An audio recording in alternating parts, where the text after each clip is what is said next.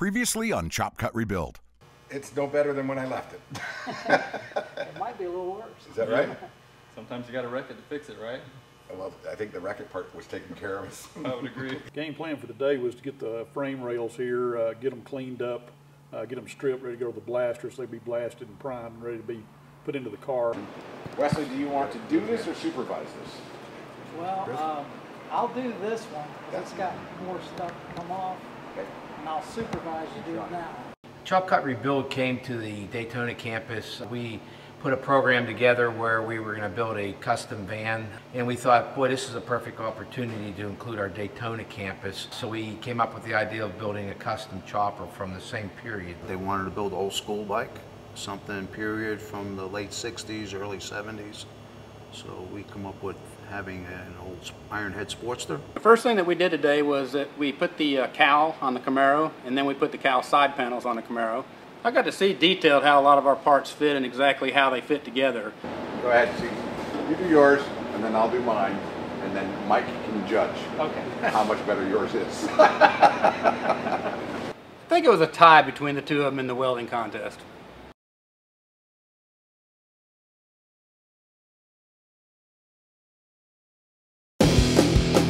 This is Chop Cut Rebuild. Real cars.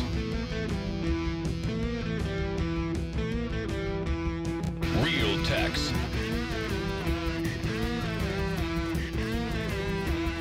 Real deadlines. Hosted by Dan Woods. Chop Cut Rebuild.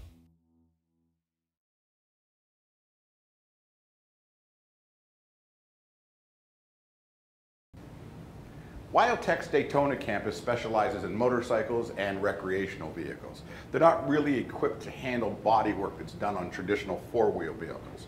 So the components for the bike have been sent here to Blairsville. And in Blairsville, they've got more than enough students to throw at just about any project.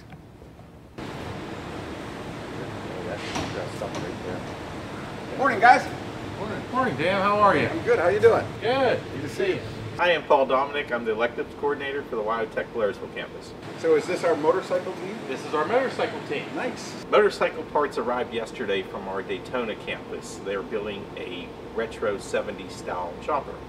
Daytona doesn't do the custom paint on their campus. That's why they sent them up to us. So where's the rest of it? Like, this is all you got? This is all they shipped up to us. They kept the motor in Daytona. They're rebuilding it. When Dan arrived this morning, we were starting to prep our parts. We were sanding the gas tank down. We were sanding and doing metal finish on the fenders. You've got a front fender and a rear fender, but I don't know if the front fender is anything I saw on any of the designs.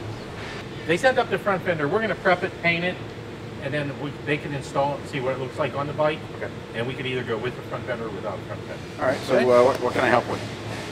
You can help with cutting the fender. And I'm very good at sanding and grinding. Perfect. Right. We got plenty of that to do for you. I had Shane working on the tank, and I had Greg and Charles working on the two fenders, and we assigned Dan the motorcycle frame to Scotch-Brite.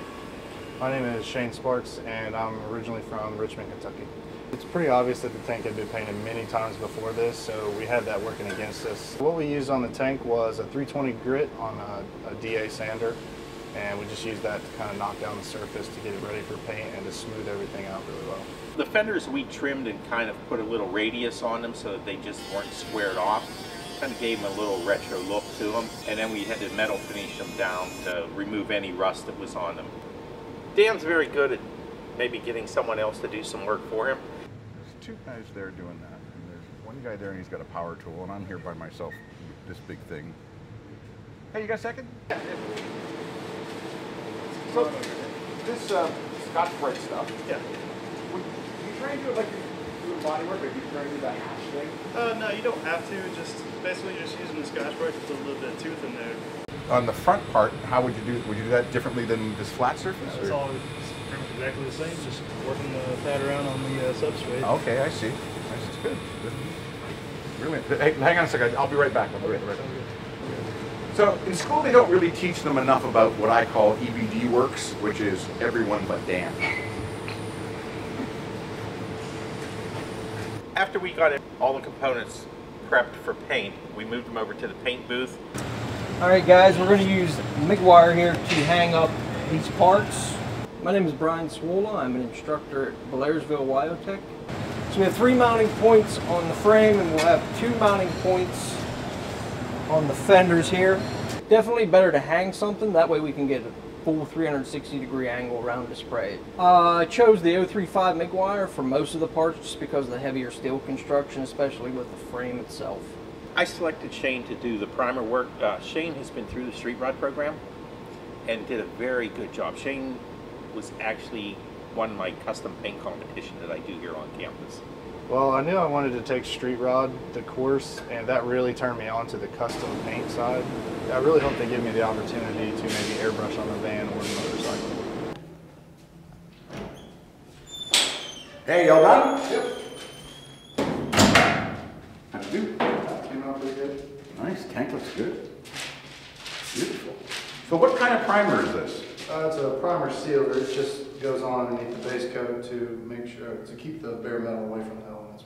So you can leave it in this coat for a long, long time? Yep. Okay. So did you get everything done you wanted to do? I think so, but I'm not really sure what to do with that. Oh, no. Don't do anything with that. Leave it alone. This portion of Chop Cut Rebuild is brought to you by AMD, Auto Metal Direct. The name says it all.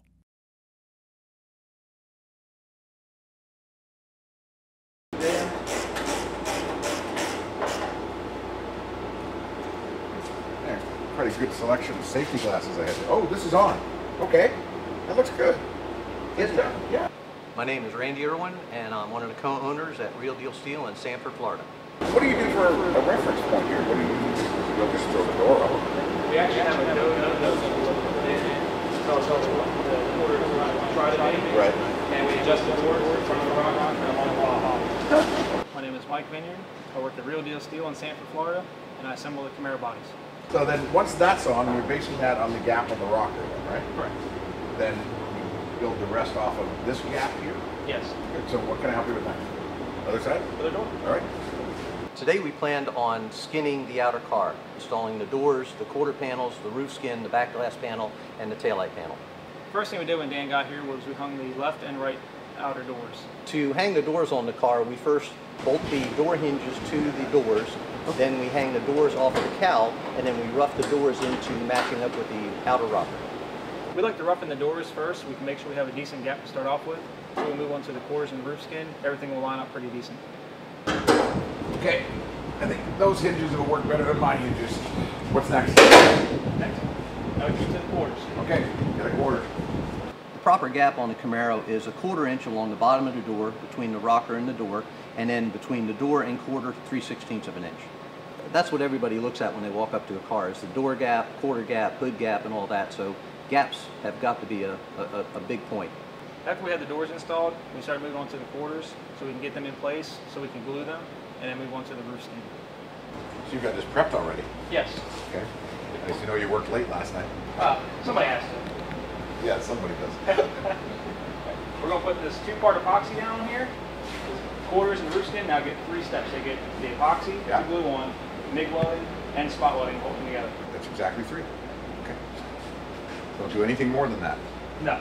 When we install the quarters, we like to put the glue on the C-pillar so it goes into the drip rail, and we use our tech screws to line it up for a backlash. I can't imagine that in 1969 they used a 2-part epoxy. So what did they use back then on the assembly line in this area? They had them all in one piece on the side. Oh, they did? Okay, so this is not the same assembly method then as was done on the assembly line? We're taking them apart. Okay. All right. So this is not 2 pieces. This is all 1 piece on the assembly line? Yes, all 1 piece. Okay. Solid.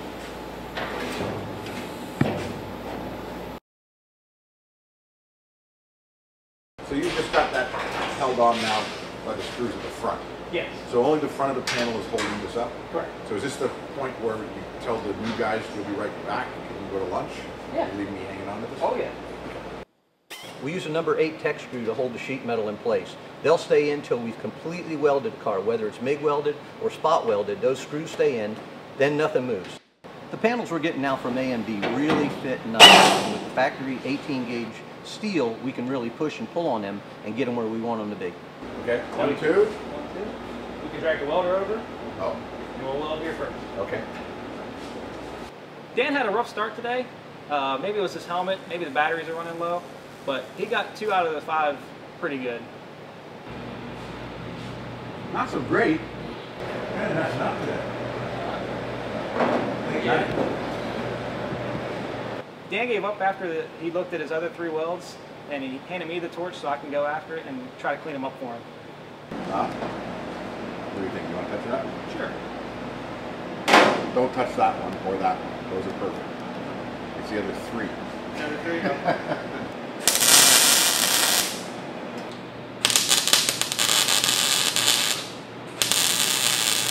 How the roof skin went on there, it laid right into where it should go, so it doesn't have any rough edges. After all the parts were on today, we're going to have to put the trunk lid on, weld the wheel tubs to the outer rockers, the seat platforms for your seats, and the dashboard to go in it. The overall project's probably about 75% done. It's all outer skinned, what we call the doors, the quarters, the roof skin, taillight panel, back glass panel. Once we install the outer sheet metal, it really starts to look like a Camaro. You can see the end of the road and you know the car's going to be done. Everything okay? Yeah, one day I'll show you how to do that with burning holes in it.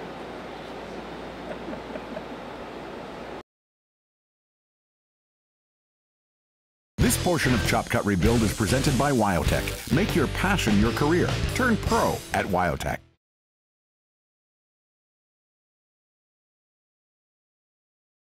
An epoxy primer sealer can make metal last for months before you have to worry about painting it. That's a great thing.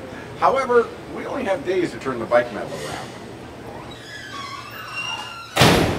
Morning, Shane. Morning. How are you? My name's Shane Sparks, and I'm from Richmond, Kentucky. So you got all your stuff ready? Yep, we're going to go with a core silver from PPG. Okay. And we're also going to use their JR506 reducer. Yesterday we did some prep work on the motorcycle tank, the frame, and the fenders. And today we moved on to the base coat. Reducer just brings the consistency of the clear coat or the base coat to a sprayable consistency. It was a bit shocking at first when they asked me to work on the bike, and I felt privileged to be able to work on it. I went in after Shane had the first layer of base coat down. We checked it to make sure there was no runs, and everything looked very good. Daytona doesn't do the custom paint on their campus. That's why they sent them up to us. They're building a retro 70s style chopper. So what, is it another coat or clear or what? We're ready for another coat. One more coat of base, and then we'll go with our clear. Okay, good stuff. Along with the motorcycle tins and frames, the Daytona campus sent up the seat that goes on the motorcycle. We're going to redo this in our trim and upholstery department. Right, they don't have that program down there. They don't have that down there. So I'd like to introduce you to Martin. Martin is the head of our trim and upholstery department. How are you? Very good. I've known about the van for months now, and then I just recently found out that there was a bike too, and that the seat was coming with the parts. The state of things when Dan arrived with the seat were about half and half. I had half brand new items and half old beat up items that I still had to keep for reference. And this lovely piece of carpeting. That's also going in the trash. Got to make a new one of those too. All right. I had my student Gary help me with the insert work. He sewed the pleated squares together for the insert because I'm choosing a tufted square look with buttons. All right, Dan, this is Gary. He's going to be helping us today. Nice to meet you. Nice to meet you, Dan. My name is Gary Pitcher. I'm originally from Liberty, Indiana. Martin asked me to create the inserts for the motorcycle seat. I was simply taking the squares he had already pre-cut and sewing them together. The first thing we did to the seat was cut and shape the new foam to the old pan. When we had to put the new foam onto the old pan, of course we used contact cement. I let Dan loose on that one and he did a great job. Okay, well already I'm thinking it looks better than this. By far. So this is, you call this high density foam? Yep, a closed cell high dense. That's going to work a lot better against the vibrations of the engine and overall rider comfort. Whereas they had the old open cell foam that was injection molded and that breaks down too fast. Now this sits for how long? We can actually trim it down to shape now. Here or in air conditioning? I got the saw ready to go. Okay, all right, we'll stay here.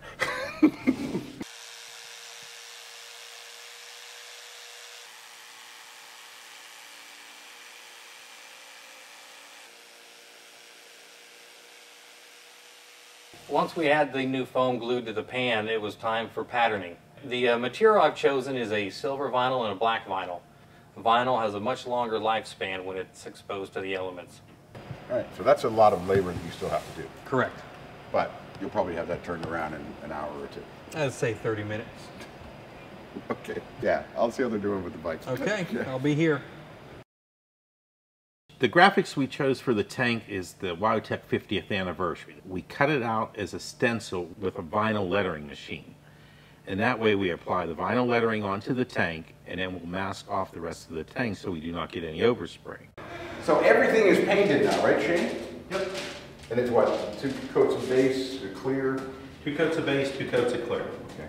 It looks great. What do you think of the tank? The tank looks very good. Very good. This is one of 2 tanks that will be painted. Right, yeah, there was another one that sort of went over the crossbar. That's correct. We'll paint them both the same, and then they can decide which tank they want to go with on the bike. Okay, well, the graphics look great, don't they? Oh, those graphics look fantastic. No, not those graphics. Those graphics.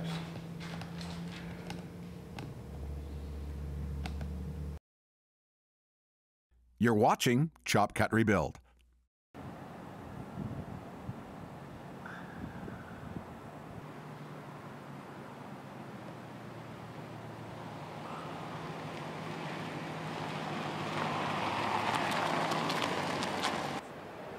If you've been following along with us over the years, this place is going to seem a little familiar to you. We're at the AMD Distribution Center in Buford, Georgia.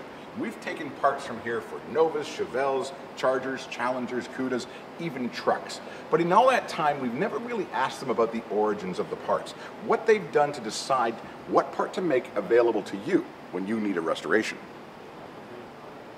The popular restoration projects like Camaros, Chevelles, Chargers, and Challengers make it really easy to determine what brands you're going to make parts available for. But the specific parts, well, sometimes Mother Nature gives you that answer. A big part of this industry is ongoing research and development, bringing new products to market.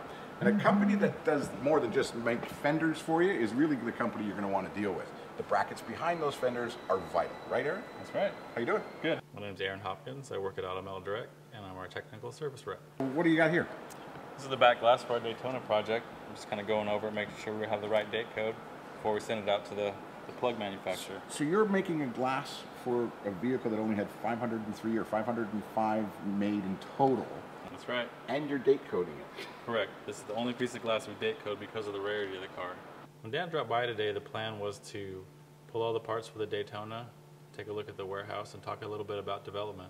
Automail Direct is a supplier of aftermarket bumpers, sheet metal, and glass. And what we do is mainly Mopar, General Motors, and GM truck line, mid-60s to mid-70s. Now this list is the stuff that Ted couldn't find or couldn't supply, right? Correct, yeah. We've got a list here that are items that were either too rusty or too far gone that we couldn't get. So we're going to supplement with our aftermarket product. Because it's never too far gone. That's right.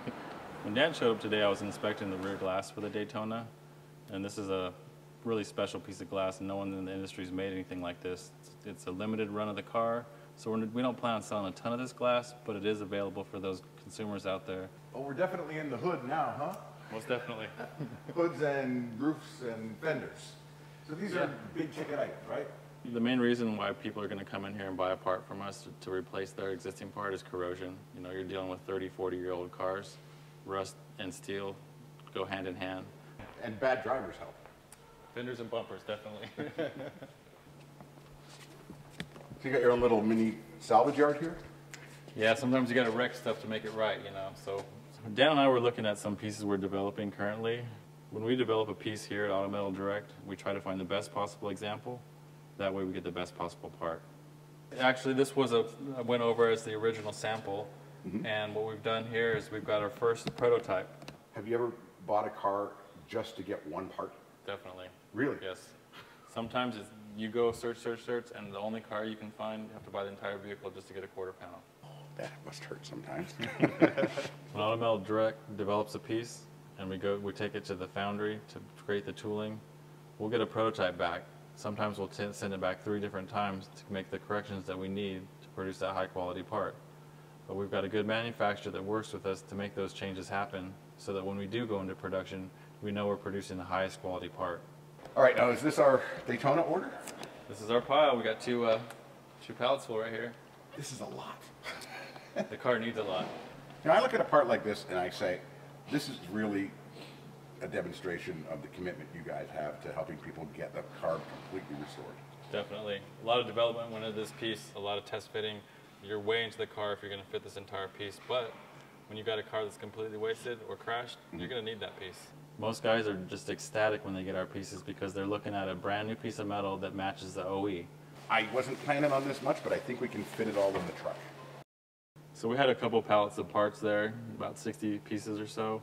So Dan, Dustin, and I loaded up the truck, got everything strapped down and ready to go so we can take it up to the installation center and get that Daytona project going. All of this is so much more than a load of parts. This is a message that says we've turned the corner. We don't have to keep tearing down. We can start building our Dodge Daytona.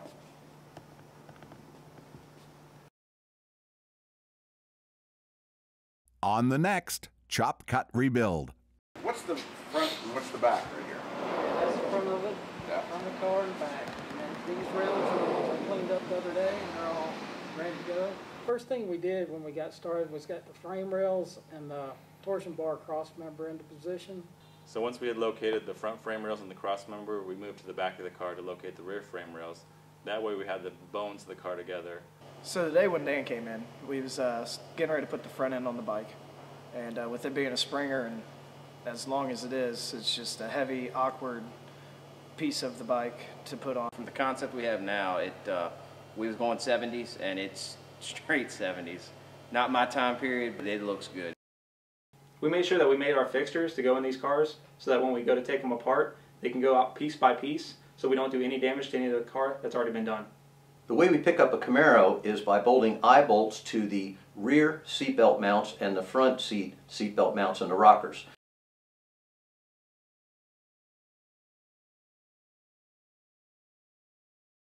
It's good.